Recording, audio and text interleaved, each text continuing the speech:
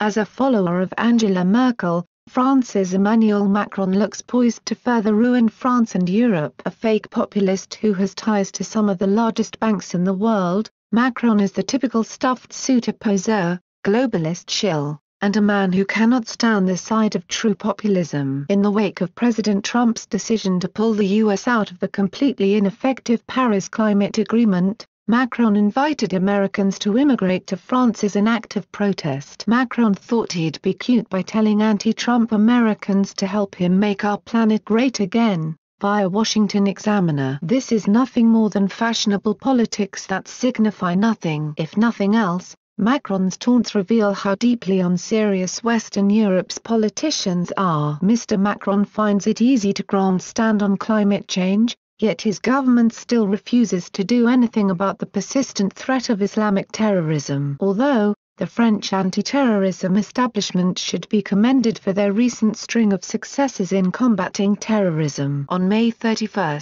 6 jihadis were arrested, including a former inmate at Guantanamo Bay, by French authorities. This surely prevented another massacre. However, the very narrow path of anti-terrorism does not ultimately defeat terrorism. It is reactionary in the worst sense. Anti-terrorism measures only stop certain terror attacks from happening. A sound immigration policy that includes deporting French citizens with radical Islamic ties or views could stop them all from happening. Mr. Macron has consistently asserted that he will do nothing to change the policies of past French leaders. In the former French colony of Algeria, where ethnically French citizens were forced to flee Islamic terrorists in the 1950s and 1960s, the spineless man groveled to the crowd about the evils of French colonialism, and the rotten nature of French culture, via the conversation. Such troubling machismo, which infects Europe above all else, is almost guaranteed to cause more French Muslim youths to start attacking France